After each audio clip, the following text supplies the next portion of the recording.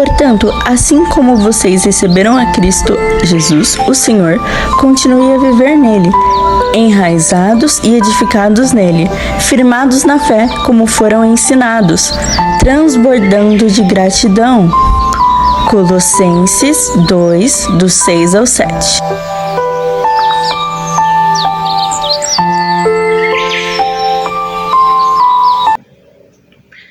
Bom dia! Estamos de volta com as nossas reflexões matinais enraizados em Cristo. Nós estamos meditando no tema graça diária e estamos falando sobre o Evangelho da graça de Deus.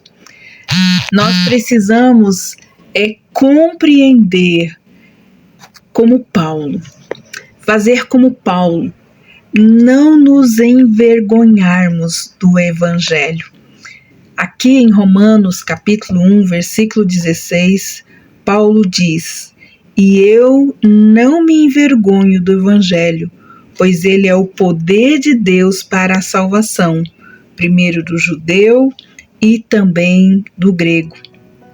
E ele fala que o justo viverá pela fé, no versículo 17. Paulo, ele não se envergonhava de levar as boas novas de Deus à cidade sofisticada de Roma. Apesar de essa mensagem ser uma pedra de tropeço para os judeus e loucura para os gregos, pois sabia que ele era o poder de Deus para a salvação dos mesmos, ou seja, diz como Deus, pois o seu poder salva os que creem em seu Filho, e este poder ele é oferecido da mesma forma tanto a judeus como gentios. A ordem primeiro do judeu e também do grego se cumpriu historicamente no período de Atos. Apesar de termos obrigação permanente em relação ao povo de Israel escolhido por Deus na antiguidade, não precisamos evangelizá-los antes de levar as boas novas aos gentios. Nos dias de hoje, judeus e gentios se encontram em pé de igualdade diante de Deus. Ambos recebem a mesma proclamação simultaneamente. Uma vez que essa é a primeira ocorrência do termo justiça aqui em Romanos, faremos uma pausa para considerar qual é o seu significado. O termo aqui é usado de várias formas diferentes no Novo Testamento, mas vamos considerar duas coisas importantes. Em primeiro lugar, é empregado para descrever a característica de Deus, segundo a qual ele sempre faz aquilo que é certo, aquilo que é justo, aquilo que é apropriado e coerente com todos os seus atributos. Compreenda, entenda, aceite você ou não. Quando dizemos que Deus é justo, indicamos que nele não há nenhuma iniquidade, nenhuma desonestidade ou injustiça. Em segundo lugar, quando o texto fala sobre a justiça de Deus, ele está dizendo que a justiça de Deus é para todos.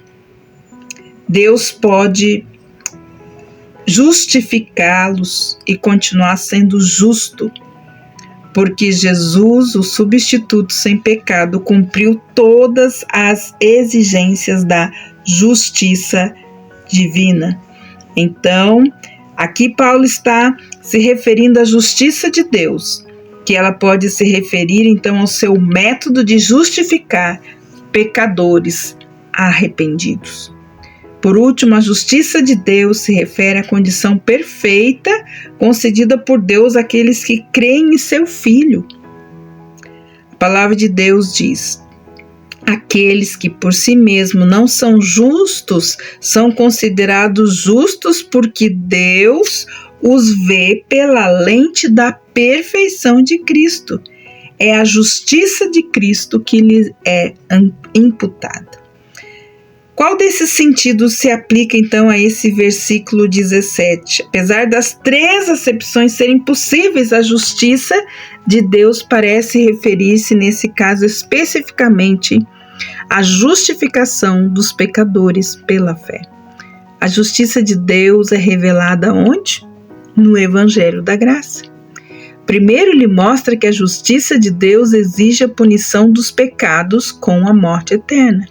Em seguida, porém, ele informa que em seu amor, Deus proveu um modo de cumprir essa exigência de sua justiça.